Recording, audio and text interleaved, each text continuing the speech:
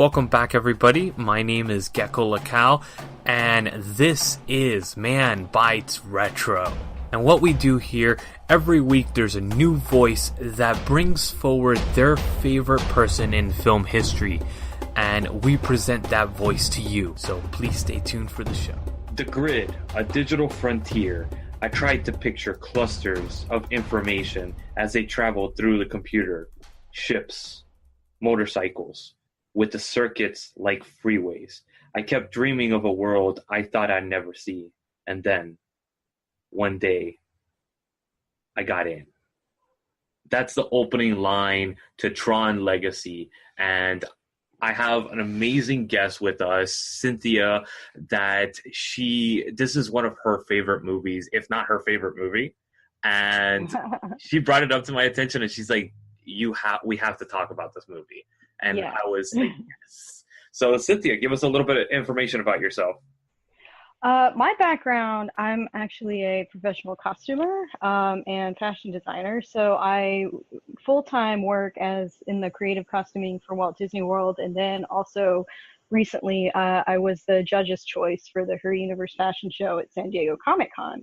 So I have a lot of, when it comes to Tron, like I really love all of the technology, apart from the VFX and soundtrack, of course, I really love all of the in-depth costuming and technology that went into that. So that's a lot of what I'm going to talk about today. But definitely, we should definitely started off in general with this film. Like when I first saw it actually I think in college I saw it. Actually, I really didn't have the background like a lot of true fans did with Tron, because the original, I did try to watch it.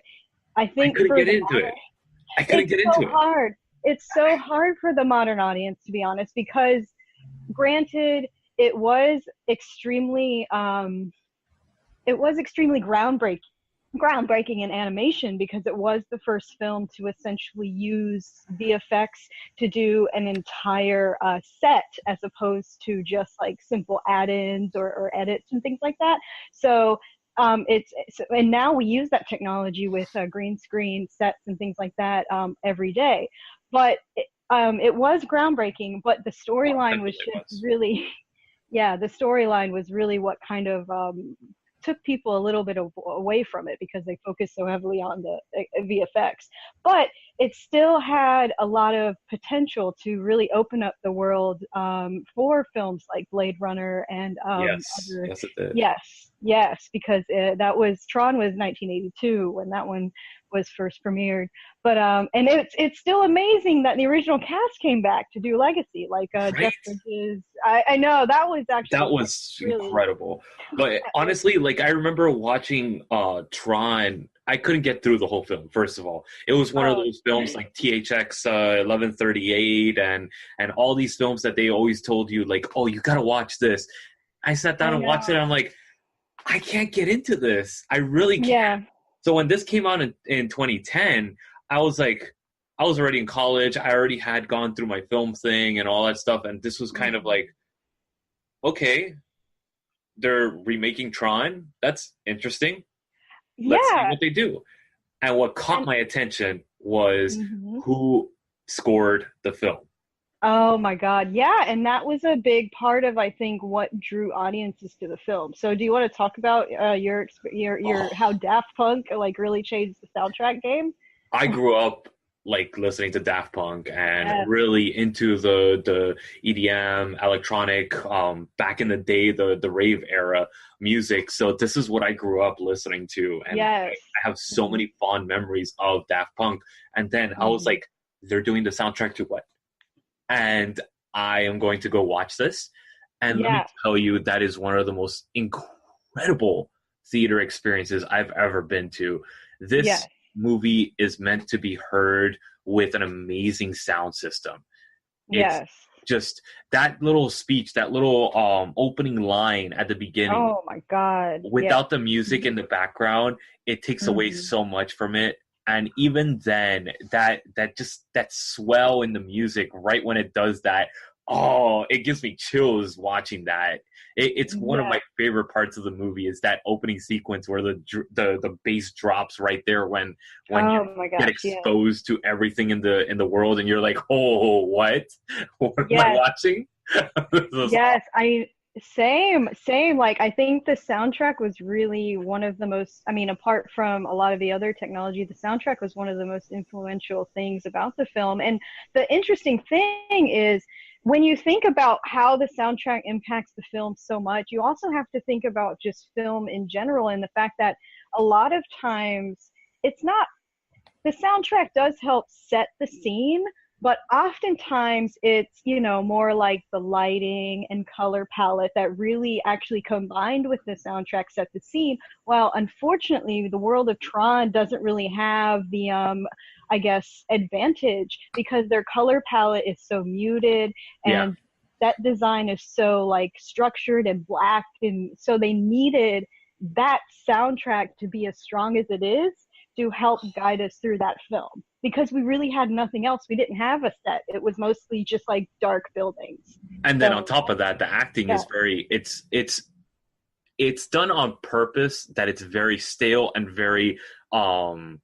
yes, It's yes, very much robotic and for yes. obvious reasons. And Hmm. it's very interesting seeing you be able to attract yourself to one character and attach yourself to that one character and actually feel the emotions even though they're not displaying it on screen. And it's Yes. not just the music, it's the way that the camera moves, the way that the director sets the scene with the Hmm. lighting and everything, the editing, everything plays such a crucial part in this film that if it wasn't for all these tiny little pieces coming together, and of course being topped off with the music on top of Yes. everything, that's where Yes. it all comes together and it kind of builds this kind of odd mishmash of amazingness that you would Yes. never have thought that would have worked before, but it No, you really wouldn't have thought that would have worked, and it's pretty spectacular. And I mean, speaking of the acting style, I think that's also why the character of Castor has such an impact in the film, is because compared to the other characters like Jem or I mean, I know Rinsler, we really don't get to see, even though he has such a big part. But like Castor, because he is allowed to be so emotive by Michael Sheen, yeah. he has such an impact. Like, honestly, he's my favorite character in the film because he is such a contrast to what we see. Other than like, I mean, I like Jem and I love the look of the white programs, Yeah. but yeah, I think it is pretty fantastic the way that beyond the very austere way that the acting is directed, yes, that Daft Punk really is. Daft Punk's really our guide to the grid, like beyond all. Exactly. And Yeah. it's so incredible watching the music swell up and it gives you goosebumps. It's one of those things just like all these movies, these classic films where the swell of the music makes you feel the emotion and it's done in a way that it's not cheesy and it's not overly produced. And Oh, definitely. it's not done for a cheese factor or it's not really going for the heartstrings immediately. It slowly builds into it, and Yeah. it's so interesting how it does that because the music when you play it on in your car and stuff like that, let me tell you, you feel like Yeah, racing. it's such a rush, right? Oh, Yeah. it's Seriously. like the Matrix soundtrack all over again. Oh my God, It's you're right. crazy, and it makes you feel like all these emotions that you feel in the movie, and you're like, oh, okay, that's why I felt those emotions during the movie. I see. Yeah, because it's such a powerful score. And what I think is so interesting is that the fact that they used a popular artist to do a grand soundtrack score, Yes. it kind of opened that door to other popular music artists to come and do really powerful soundtracks. In the same way that oh my goodness, I can't remember the hip hop actor, but he curated the Black Panther soundtrack and he Correct. recently won a Grammy for that. So yeah, like I think we're giving the potential that popular artists can really do more than just be put in that box. Now, I have And a question for you, yeah, Cynthia. Have you ever seen uh, 28 Days Later?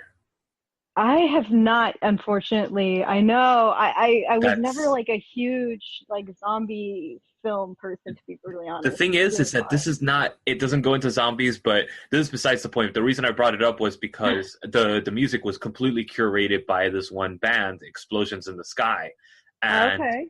it was amazing. The whole reason Mm, that they did the soundtrack was because it has this kind of subtlety. It has this very classic score, and I think that's nice. very comparable to the Tron soundtrack. Yeah. It has Yeah. those movements that classical music does, which is very interesting mixed in with the electronica sound, because it kind of blends so well, and it makes you feel for what this film is about. It's about a computer game, or a console game that you're going into, Mhm. Oh and yeah. this whole world is inside, and Yes. it's incredible seeing that portrayed on the screen. So I Hmm. obviously, you have a lot to say about costume design. What did Yeah. you love? What did you like? Why did you enjoy it so much in this film? I I think it was just the fact that it was pretty revolutionary, the fact that all of these costumes were essentially functional. Like that's what blew my mind is the fact that I think it just opened up a whole new world to costume technology that really I hadn't seen before on screen. Especially, of course, everyone talks about the lighting design inserted into the costumes. Like I think that was really the first time that we'd seen that on screen, that kind of technology used. And whether it was the LED panels sewn directly onto a garment with conductive thread, which is essentially just as the name says, it's a wire thread that conducts a current, and so they can sew various panels into a garment with this thread without breaking the electronic current in with by sewing through it. It Yeah. conducts it to the other areas of the costumes, and also the fact that because other after the film, of course, like a lot of costumers and cosplayers really tried to replicate that, and I think it's actually fascinating because the fact that understanding how delicate these lights are and how the Yeah. connections, yeah, the soldering connections break so easily when worn, it's kind of fascinating to understand that they were actually doing martial arts in these costumes, Yep. and that's kind of these connections are staying strong. So I sometimes I wonder if the fact that with that struggle, the fact that also these costumes weren't really like the traditional textiles, how they made these costumes kind of came a lot from, of course, the superhero genre with I'm going to take it back to Joel Schumacher's Batman with the latex molded. Yes, the latex molded suit. They That's a did use that controversial suit to design. bring up. That's Yes, a controversial suit to bring up. it is. It is a controversial suit, but hey, they learned a lot from that because they used that same rubber latex molded technology to make these suits. Like they That's literally awesome. made, yeah, they literally made body casts of each actor and essentially molded the suit on top of it to get all of the rubber pieces to conform to the bodies correctly. And then once they did the spandex layer, once the seamstresses patterned out the spandex layer, then those pieces were essentially attached on top of that. But the fact that to keep that very sleek look of Tron, that you really don't see any stitch lines in those suits. No, Like you don't. yeah, and that's really what's fascinating about it. Like the amount of technology that they infuse into these costumes is really fascinating. And now we use it all the time today. Like all of these Marvel films are using a lot of technology that the costume designers used for Tron, and especially in the way that a lot of the fabrics are being specialty screen printed now, like the way that the Yes. body for Tron were doing. Um, Even the because the special under effects, even the special effect, oh the quibs and stuff like that, that are implanted for the explosions of like a gunshot and all that stuff. There's oh zero yeah, impact quibs now that came yeah, from Legacy. That's where it actually started and originated from. Those scenes where the impact of the discs and all that stuff on the suit, yes, those are quibs mhm, going off, and you're like, whoa, hold on a second. This man's wearing literally a suit that goes completely around. I thought it was all CG when I first saw it, and doing further research, Yeah. I found out that they're all practical, and I was like, say what? That's Yeah, it's amazing. so fascinating. It's and that I think that's what's most fascinating about this is that yes, with how often we are like falling more and more back onto the mocap suits and things like that. The Right? fact that yeah, I know it is tough because like the original Iron Man, like RDJ was in that suit. Yeah. And then now it's all exclusively mocap, and you can see that transition because now the most recent Iron Man Mark 50 in Infinity War, as it just didn't feel as structured as the original Iron Man's. It felt I don't It's know, the it just didn't feel textiles. real. The textile is always missing. And Yeah. this film has this weird thing that even though a lot of the images are computer graphics and Oh all yeah. CGI stuff, like you really don't notice it because it has this weird texture to it that the artist that put this film together really made it a passion project, and you could tell the passion's in it because Yes. there's the opening scene where you get introduced into the grid. The first thing you see is Mhm. it's basically a silhouette of the Disney castle with the what do you Oh, call it, I the love image that. with the Yes, I image love of that. the city of the grid, and you're like, holy crap, that is awesome. Yeah. That That was actually was a nice opening. That was a nice little little Easter egg. I love that. That was nice. I love how they tailored the logo to the grid. That was yes, interesting. yes they did. And I'm super fascinated with very modern, simplistic technology, and just having very simplistic rooms, very stylized, and very like sharp lines and all that stuff. That's something that always very much fascinated me, especially in like everyday living and all that stuff. And when I saw the room where what do you call it, everybody's hiding out, where Jeff Bridges is hiding out with Yes. Olivia Wilde. Oh my Oh, that's god, such a beautiful scene. And yeah, that's with the such a beautiful. contrast of the old books, I'm like, oh, this is so cool. Yeah, it really is. And I mean, once again, like going back to the technology of having light everywhere, Yes. even the light in the suits really helped them out because they didn't have to use as much lighting. Like they didn't have to essentially purchase as much lighting because the light from the Yeah. suits was essentially emanating onto the different actors. So Yeah. it was also functional, which Yeah. was really fascinating. So yeah, I don't know, it kind of blows my mind how everything came together for this film.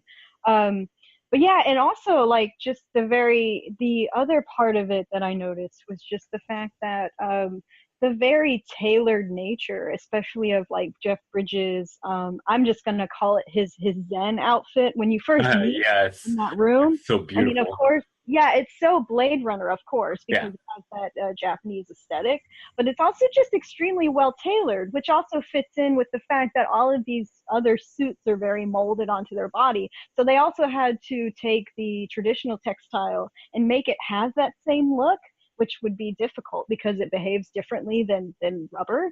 But they did it so well. It just fits with the molded suits. The fact It that really just does. yeah, they interfaced and tailored that garment so well. So yeah, like there's like little things like that that really I just love it. I love the design of it. Now I want to go into a Um, little bit of the characters and stuff like that, and what was your favorite character and why? Why did you enjoy that character in particular in this film? okay. And I think I brought it up earlier, but to be honest, like my favorite character in this film was Michael Sheen as Castor. Yeah. Uh, because once again, like I mean, with the very austere characterization of this film, with I guess with Cora and even Clue and Rinsler, like it's a very inorganic way to essentially act. There's not a lot of facial expression. But then after Jem brings Sam to Castor, oh my God, like, of course, It's like, explosion. yeah, libations for everybody. Yeah, and I think, I mean, his passion for the project, like he was a fan of Tron from a young age. I think Michael Sheen saw the film when he was 11 in theaters, and it really had an impact on him. So I don't know.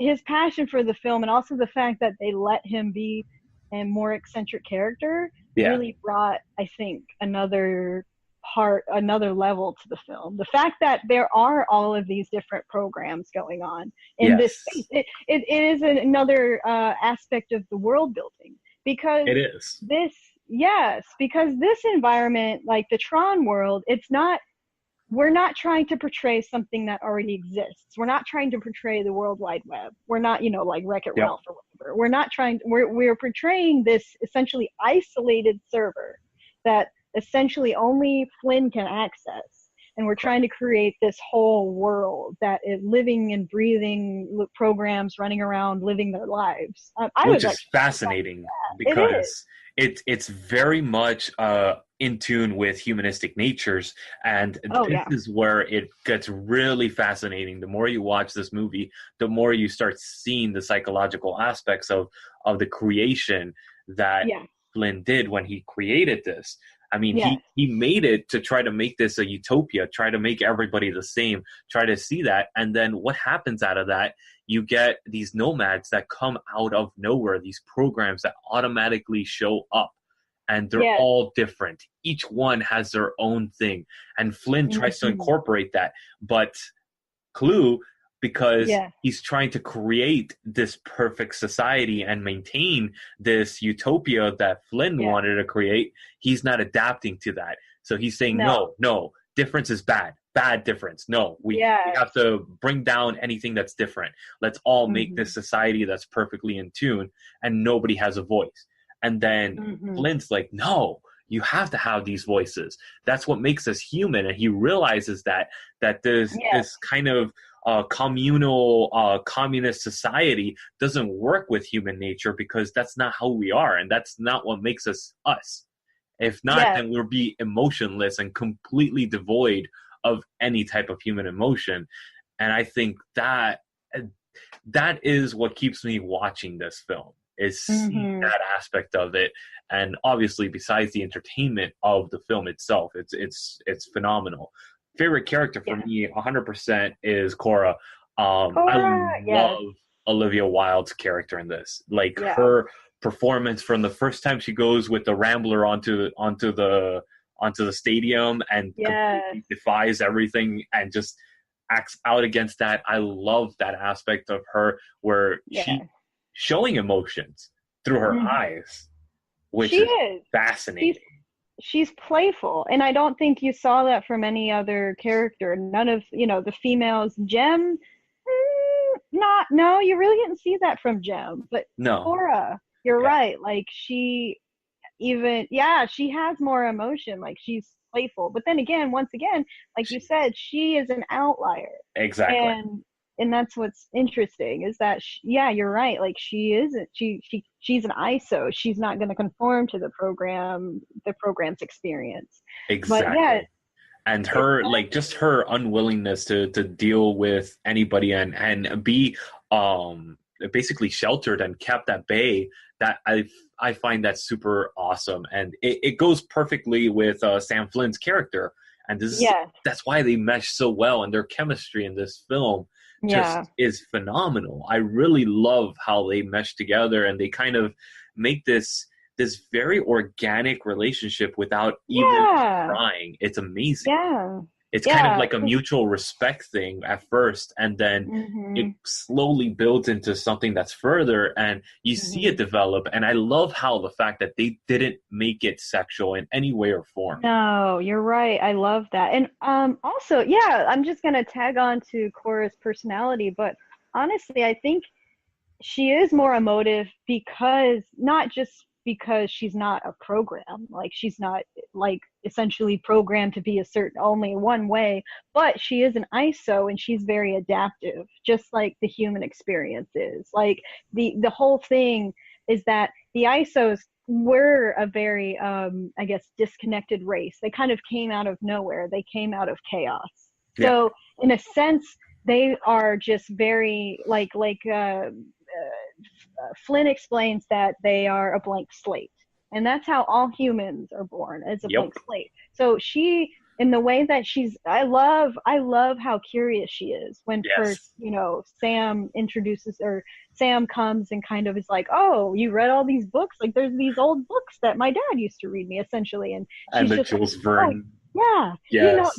Jules Verne, like, she's just so How innocent. is he? But I know but the Great. fact that it does play into the fact that she's an ISO and she's curious, and she's, as opposed to maybe, one reason is interesting to think about is, as opposed to a program, maybe Clue, apart from being imperfect, you can also say that in some ways he might have perceived the ISOs as a kind of virus, because Yes. they will adapt and they will grow, and they're very uncontrollable because they will adapt.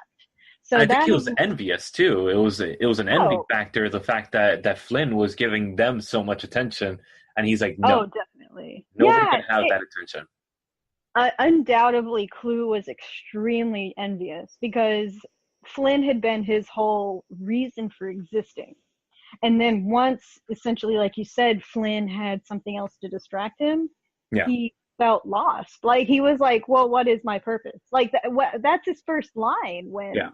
Flynn first creates him. It's just, what is my purpose? And to create, a more perfect world, that is your purpose, And so without Flynn there to give him his directive, he has nothing. Yeah. So yeah, it's interesting. And I think that's interesting to show in a lot of people. They kind of throw back and kind of hide their emotions, and especially guys for that matter. Oh And yeah. I think that this Flynn character is a very good representation of what guys go through when they're Mhm. trying to discover themselves at first in those teenage years and all that stuff. You have these two Yeah. personalities fighting against each other, and you have other things that are kind of squirming around in your brain, and this is very much like a inner turmoil of a guy going through puberty and all that stuff. That's literally what's going Mhm. through their mind. It's what Yeah. happens in this film, and him trying to come to grips whether he wants to be good or whether he wants to be perfect, and also the Yeah. idealization that our parents put on us with those limitations. Oh, you have to be perfect, you have to fit into the mold, you have to be this, you have to be that to fit into society. And do you want to be that, or do you want to be Flynn, Mhm. which is kind of this zen, kind of okay with himself, very Mhm. self-confident, very self-aware, or do you want to be Yeah. Clue, which is molding into society? It's I super interesting. yeah. I think that is actually a very fascinating way to put it, is the fact that, the human, you're infusing the human experience in that, and do in the, I guess, strive for perfection. Like, that is actually really fascinating, and I never considered that, and I Oh, really like I that. I love all that stuff. The psychological Yeah. aspects of film is Oh, definitely. why I love watching movies. And then these type of movies like this, you could really delve deep because first of all, it has original source material that it's building off of. So Yes. it's had the fan base swelling with this information and building its own worlds. We've had kids that grew up watching Tron originally in the 70s and that Oh yeah. actually really enjoyed it. And then they built their world of their own version of Tron in their imagination when they weren't able to watch this movie. So they built Undoubtedly. it. They built it and grew it. And then what we get a Undoubtedly. result of is we get an infusion of kids that were going through puberty when they first watched Tron, and they're able to infuse that aspect of it into Tron Legacy, which Oh, happens undoubtedly. so much later where they're so mature that they could actually reflect upon what they went through. And Exactly. super You're right interesting. about that. You're right about that because it is a time, to legacy. Tron Legacy is essentially the legacy of the original Tron, of course. And the fact that the first film, though the storyline and characterization was lacking, the world building was what mattered the most. And from growing from that, and being able to finally greenlight essentially a sequel to that, they were also able to focus on the characterization because they knew that was what they were lacking in the original. So I think that's why Tron Legacy, I resonates so strongly with me is the fact that they did pay attention to characterization this time around, and now we have a whole generation of people who didn't know the original Tron, or even, I mean, you can equate that to Star Wars, the Force Yes, Awakens. very much so. We had a whole generation that really didn't connect with the original because for whatever reason, for them and their generation, it was outdated, or they just didn't connect with the story or whatever. But now they are able to develop that for the new generation. And I don't know, Tron, I think they did that really well considering what they had to work with before, which wasn't really much. I mean, And the fact that this guy, Joseph Kosinski, this is his first film he ever made. nice. This is his Nice. first film Yeah. credit that he's ever made. So it's That's like, fabulous. as a director, that's incredible. The fact that he was Yeah. able to do this. Yeah. I have to credit Disney for really taking a chance on a lot of upstart directors. Them and Marvel, it's really impressive. They have the opportunity to do it, and they did it back in the day as well. A lot of the Disney films, they kind of gave those opportunities to classic stories, like they did with Swiss Family Robinson. They kind of gave the chance to a lot of these upcoming directors to kind of get their shoe into the industry. Yeah. And by doing that, not only do they get an affordable film that might make a lot of money, but they also get the prestige of having this director's first film. And oh, that's a good point. I mean, they do get that kind of kickback.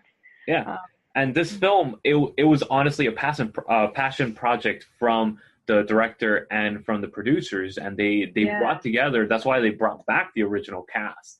That's why they brought back all these writers that came on board and wrote the story with so quickly. Because honestly, I think it was a 1 year turnaround from the script being written to end of production. Really? Yeah. From like wow, that's actually a really tight timeline considering a lot of films, like it'll take 2 and 3 years just to go from script to post. Like that's crazy. And it's very fascinating how their what do you call it, advertisement project worked. They didn't put any money into advertisement whatsoever. They actually they put minimal money. Yeah, it wasn't like a substantial amount like they do for most Hollywood films. They actually premiered it with all special effects. It was all completely animated version at San Diego Comic-Con. Okay. They premiered it there with an animation version with Jeff Bridges doing the voicing and certain other actors doing the voicing for the other characters. But it was completely animated. And it was kind of a first look. That is actually interesting because, I mean, animation was definitely animation is the strongest part of, well, okay, we're going to go back to the VFX, but VFX were always kind of the pinnacle of the Tron, the Tron franchise. Yes.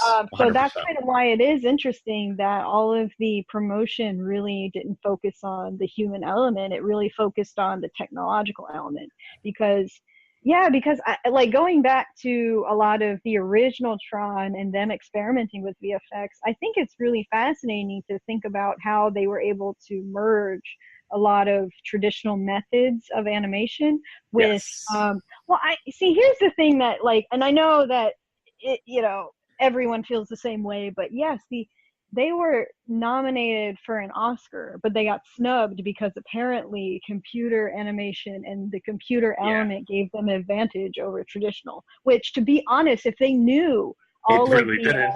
they probably, because there was so much traditional animation in that, because what they did was after they filmed with the green screen element, they only filmed the scenes in black and white. And then what they did later is with those frames, they went back and hand painted the colors over the white in those frames. So you could tell. Yeah, and you can, yes, you can definitely tell. But I think it was the fact that, that fusion is so interesting. Like the fact that they were able to fuse traditional and bring animation to the digital frontier. That's what's so fascinating. And I think that's why it's fascinating to think now that, they only exclusively did the promotion for the animation, because I'm like, actually, that kind of makes sense considering the impact that this film had on animation. So, Yeah, that's it was actually originally nominated for Best Sound and Best Costume Design, which was incredible. yeah, The that's interesting. 1982 version, yeah. Good job. Yeah, it got. I wish it was. Was it nominated for costume design for the 2010 round? I don't remember. It was Achievement in Sound Editing only. That was the only Academy Award Are nomination. you kidding me? That's it. Because the costume, once again, like the costumes were. It goes back to the people not understanding that They these don't were actual practical understand. effects. They thought that That there was was all special practical. effects. They, Oh, you kidding me? That's I would crazy. have thought the same Yeah, it thing. was practical. Yeah, Those lights were practical. They only upped the brightness in post. That was it. That's yeah. crazy. Yeah, I Oh mean, it man. won. It was a nominee for Saturn Award for Best Costume. It actually won for production design for the Saturn Awards, which Oh is wow. basically the Academy of Sci-Fi, Yeah. There we Fantasy. go. You know, the one where it should. It's the one that counts the most, other Yeah. than the I Academy mean, Awards. So yeah. Well, yeah, because the Academy Award really doesn't. They snub a lot of like sci-fi and fantasy. We know let's be that. real. It's all political, and it's all a matter of who's paying the most amount of money for I advertising. know it sucks so much, but yeah, I'm glad that at least one for costuming for, like you said, the one that matters, the one that actually knows what they're looking at. Uh, Exactly. yeah, but once again, that's fascinating. That sorry to diverge a little bit, but I think that's also why it's so fascinating that Shape of Water took home Best Picture is because it was sci-fi Yes. fantasy. Like that actually was pretty groundbreaking. But anyway, okay, going back to we were at the promotion. We were at animation. Um, Yes. And the what do you call it? The animation, the way that they use the promotion, they kind of just played those animation clips, and then it went silent for a whole year. Nobody yeah. knew what was going on. Nobody knew. They thought that it was just a blip, and everything just Mm, completely died down. And then, literally 3 weeks before the film was released, they they did a started trailer. promoting the hell out of it, all That's based on the Daft crazy. Punk. But why does Disney do that? Because they did the same thing with Solo. Like, why do you think that they don't put enough money into their promotion? Because I feel like even though Solo came out at a really bad time, if they would have advertised it properly, I think it might have done better. I don't know. Disney kind of does that with a lot of their films, apart from their animation. Their animation is always going to be their trump card. But for their other Disney films, yeah, Disney's big on not making a huge deal through marketing because it costs a lot of money. So what they do is that they actually go and wait for it to become a cult classic, and then they go into the licensing rights, the DVDs, the Blu-rays, all that stuff. yeah, That's where they make their bank out of. So they don't yeah, count on people going to the movie theater and making money. Yes, a lot of the movies do make money, and they love it when that happens. But if you yeah. notice, they don't promote most of it. Most of it is Mm, based off of stories that come out of the film, like mm. something that what do you call it? Johnny Depp did in the last Pirates movie, and that's what they use off Yeah. of promotion. But if you notice, the Pirates movies, they really don't do much marketing or advertisement. I And mean, then yeah, yeah, the only yeah. thing that they That's do a is good they infuse point. it at the beginning of all their Disney movies. They put all the trailers of all the ones that are coming out that year. That's about it. Yeah, That's about the extent of what they yeah. do.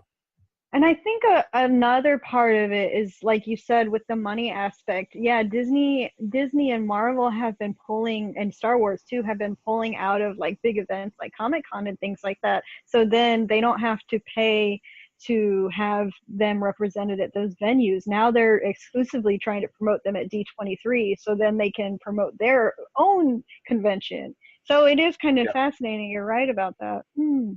Because I mean, It's such a disadvantage to the fans, though. I'm sorry to interrupt, but no, yeah, no, I just 100% yeah, agree. And it's funny because the budget for the film was 170 million, and yeah. it only grossed domestically I know 172. it Worldwide, it flopped. did 400. Kind of, yeah. I mean, it didn't flop, but it just yeah.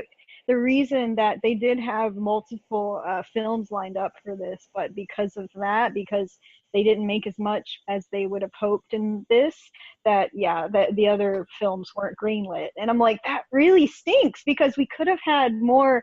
We could have continued to build the world of Tron. We could have seen Cora's life after she went to the real world or whatever, you know. But yeah, I was kind that of was okay with this being a one-off. I really wouldn't fair have enough. wanted another follow-up or anything. I like when they just do one movie, keep it at one Fair enough. movie, and be done. Yeah, no, I mean, yeah, you're right about that. I mean, where it ended, I am satisfied, and I didn't think that they would do more films, but when I did hear that other films were screenwritten to continue the franchise, but Yeah. then because of the, I guess, the poor box office numbers, they scrapped it. That was because that would have been actually cool because we already have this world building happening.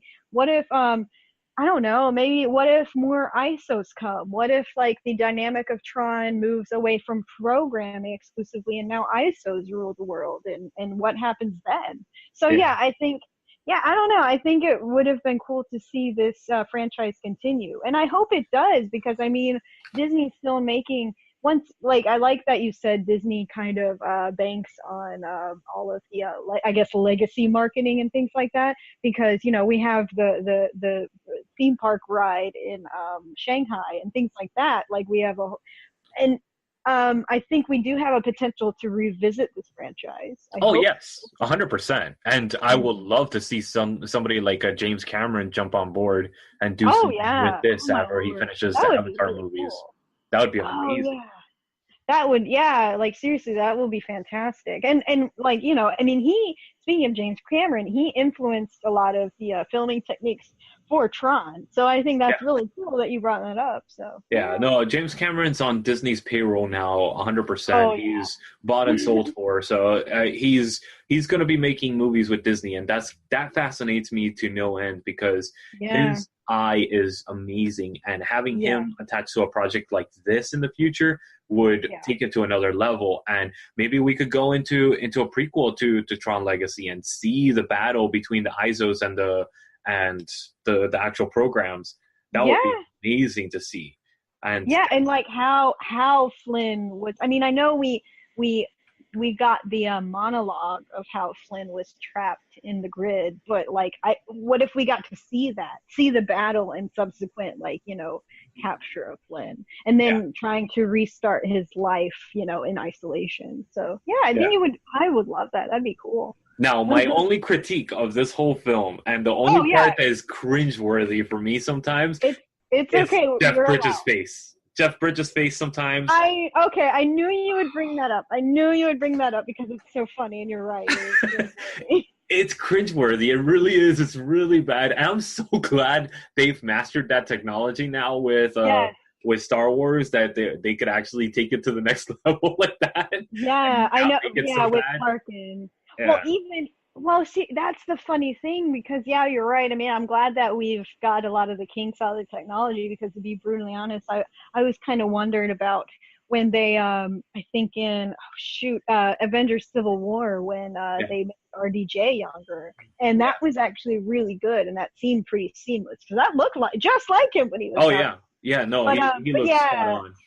the Jeff Bridges one, the mocap just Yeah. didn't quite like mesh it, with there the was something dialogue. funky about that. But I mean Yeah, yeah, that's minor nitpicking at this point. You're talking about a movie yeah, that's 2 hours and a little bit long, and it is literally nonstop. It feels like an hour mhm, long film. So this is nothing compared to the whole film as a whole. And yeah. honestly, overall, I give this a 9 out of 10 for me. This is a solid pick. It's in my top 50. That's Nice. yeah. So Yeah, and I would say the same. I mean, probably like 8.59 out of 10. Like I like once again, it's one of my very top films, top five. It's just the fact that the rewatch value for me is always incredible because I yeah, see things. And I think for me, if a film can inspire me, that's when I get excited. exactly. And Exactly. exactly, this one inspired me beyond all reason. So, And I think that's the biggest thing. What this film does for you, and honestly, what it did for me the first time I watched this was just complete awe in the spectacle that is Tron. And then on top of that, the rewatch value is when you start looking into the psychology behind it. Why are they bringing these characters in? Where are these chess pieces coming from? How does the chessboard look from far away? And that's where you start seeing all the little nuances that you didn't pick up the first time you watch it. And that's what makes it rewatchable. And seeing those aspects of the film is just phenomenal. And exactly, rewatchability is one of my biggest things when it comes to rating of a film. It's the reason that I have certain films that a lot of people will be like, what? As like my top 10. Yeah. I don't care. If I enjoy the movie, I am going to tell you that is in my top 10. And that's just it. That is the purpose of fandom. You're allowed to enjoy what you enjoy. But you're right though. There are many films where I will tell people like, I love that film, and it's just like cringy faces staring at me. Yeah. But I don't. The funny part is I don't really get that from Tron. Like I will tell people that this is one of my favorites, and people are like, "Oh yeah, that's such a cool movie." Like I mean, everyone. Once again, it inspired me. I think it inspired like a whole generation of moviegoers. Like it did. It did. It got a lot of people into sci-fi, which is a good thing because then people are able to delve deeper into the genre and see these really crazy nuanced films like Blade Runner, like the original Star Wars, like going even deeper into like Legend, like all these other films. Oh, Legend! Oh my God, you brought up Legend. That's that's awesome. That's awesome. Yeah. Wow. But yeah. So, well, speaking of, oh, sorry. No, go ahead. Oh, I was just gonna say, speaking of, essentially inspiring the generation and having them go back and look at other sci-fi opportunities. Here's another theory I want to propose is that I was thinking today.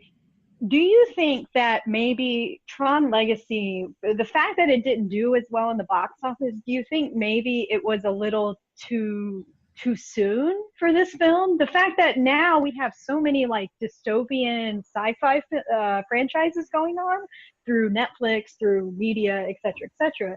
Do you think maybe if Tron Legacy were released later, maybe during like this period of time, it would have like greater, I guess, box office numbers? I don't think so. No? Okay. I think that people will be a lot more hypercritical about it nowadays. It came out in kind of a lull period. In 2010, we really didn't have major breakthroughs in sci-fi really, other than Avatar. No. And that was pretty much the closest thing. So anything after that became a vacuum. And it was kind of like it was in no man land. And if it wasn't for that, I don't think this would have gotten the cult following that it got. Fair enough. Yeah. So, I was just interested. Yeah, I was just thinking about that today because I mean, with Netflix, we have Black Mirror, we have Altered Carbon, we have Blade Runner 20 or the new Blade Runner. So yeah, we're also oversaturated in sci-fi now. Yeah. Okay. So you think it would just be drowned out in the oversaturation now? So, not only that, if it wasn't for films like this that came out in this lull period, we wouldn't have these amazing films and these opportunities that were given to these artists. Because a lot of these films, they probably wouldn't have done it if they said, oh, look at what they did. They did this. We could do something like this. Let's go with it. And I think you're right about that, actually, because you're right with this lull period. To be honest, I think in this lull period, also thinking about it from my other passion, which is Marvel, this is 2011 is when we got Captain America: The First Avenger, which was really the first Marvel film that I think brought in a whole new audience because of the effectiveness of the storytelling and the fact that the way they portrayed Steve Rogers wasn't as machismo as per se like Thor or Iron Man. We got a whole generation. I don't know. That's when actually, to be honest, I was really ingratiated into the MCU. Yeah. So yeah, you're right. I think you're right about that. Like in that lull period, we were able to kind of experiment a little bit and be able to appreciate it a little bit more. And also, it gave a light for people that were just getting into the genre. Yeah, people that were just growing going past high school or in high school and were able to appreciate this movie in theaters. And then when other movies started coming out, like the comic book movies in the MCU and all that stuff, it gave them an appreciation even further into it. And also it gave them the opportunity to delve deeper into the genre, like Blade Runner, the new Blade Runner that came out and all that. It gave a lot of opportunities, which that's what I think it really did, honestly. Yeah, fantastic. Yeah, you're right. I agree with you on that, actually. So I think that's really fun. But oh my God, Cynthia, that's awesome. I love having a conversation like this about this type of movies in particular. So thank you so much, Cynthia, for being on the show. Where can anybody find you if they want to go research about you and find you on the internet? In my work. The easiest place to find me is on Instagram. My username is Athel Artistry, ATHEL_artistry. So yeah, that's the easiest place to find me. And I mean, thank you for inviting me on to talk about this film, because I was just really, I don't know, I was just really excited when honestly your excitement and passion for this film was reflected in my own. So that's why I was like, oh cool, let's do it. Yeah, thank you so much, Luis. I appreciate it. No problem, always. And Cynthia, you could also find her on Diversity Geeks podcast as well. She's a regular on there, and hopefully a regular on Man Bites Media as well. And we'll be seeing more of her on these podcasts as well. Oh, of course. And of course, for any future content, you could check us out on manbitesfilm.com or any podcast site. You could basically find us. There's about 37 different sites that we're on now, and we put up 3 episodes a week now. So hopefully you'll be able to check out one of our content, if not more. And we'll see you guys next week for another episode of Man Bites Retro. Woohoo! Awesome. All right.